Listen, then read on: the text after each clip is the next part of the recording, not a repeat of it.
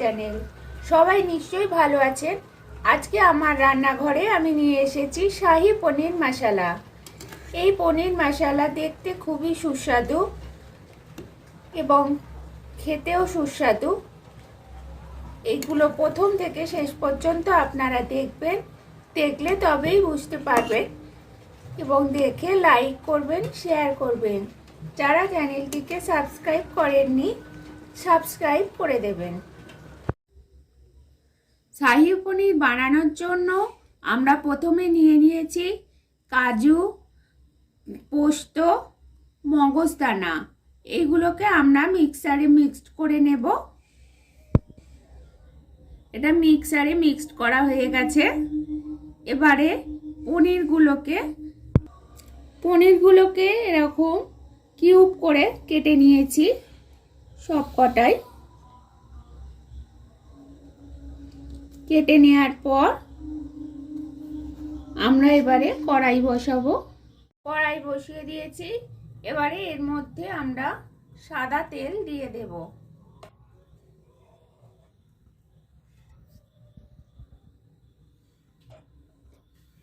সাদা তেল দিয়ে আমরা পনিরগুলোকে ভালোভাবে একটু ভেজে নেব, যাতে সাইডের কিছু না আসে। পনিরগুলোকে একটা একটা করে কড়াইয়ের মধ্যে দিয়ে দেব। ফ্লেমটাকে লো ফ্লেমে রেখেছি, না হলে লাল হয়ে পুড়ে যাবে।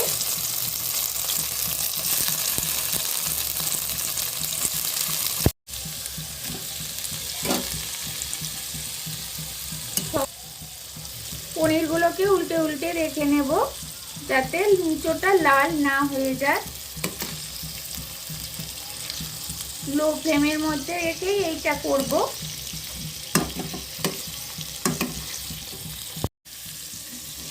পনিরগুলো মোটামুটি ভাজা হয়ে গেছে। এবারে আমরা এগুলো আস্তে আস্তে তুলে নেব। পনিরগুলো আমরা একটা একটা করে তুলে নিচ্ছি।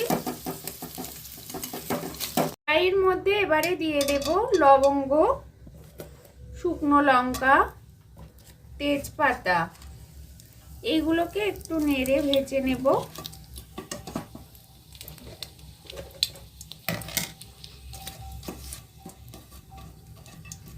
ভেজে নেওয়ার পর এরপর আমরা দেব আদা বাটা। 1 চামচ পরিমাণ আদা বাটা দিলাম।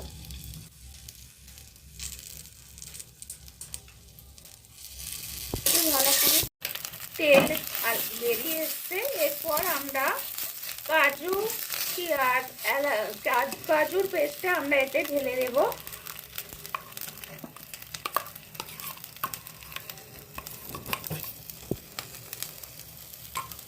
এই পেস্টটাকে আদার সঙ্গে একভাবে নাড়তে থাকবো। যতক্ষণ না এর মধ্যে তেলটা বেরোয় ততক্ষণ আমরা নেড়ে যাবো লো ফ্লেমের মধ্যে, না হলে জোরে দিলে এটা ধরে যেতে পারে। পেস্টটা নাড়া হয়ে গেছে। এরপর আমি এতে দিয়ে দেব অল্প একটু কাশ্মীরি মির্চ। কাশ্মীরি মির্চ দিয়ে একটু নাড়বো। তারপর এর মধ্যে দিয়ে দেব টক দই। টক দইটাকেও ভালোভাবে নাড়তে থাকবো, সমস্ত পেস্টটা যাতে এর সাথে মিশে যায়। এর মধ্যে দিয়ে দেব লবণ, স্বাদ মতো, অল্প একটু চিনি।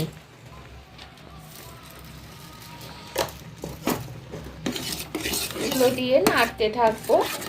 পর আমি এর মধ্যে দুধ দিয়ে দেব। দুধটা আমি আগে থেকে ফুটিয়ে রেখেছি। এবারে আমি দুধটা এর মধ্যে ঢেলে দিলাম। দুধটা ফোটানো হলেও আমি সমস্ত কিছুর মধ্যে যখন দুধটা ঢাললাম তারপরেও আমি ভালো করে ফুটতে দেব। এবার গ্রেভিটা বেশ ঘন হয়ে গেছে। এর মধ্যে আমি পনিরগুলোকে দিয়ে দেব।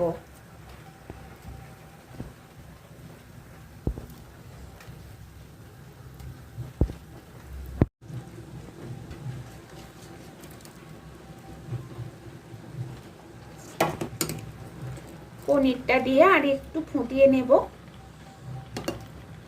শাহি পনির মশলা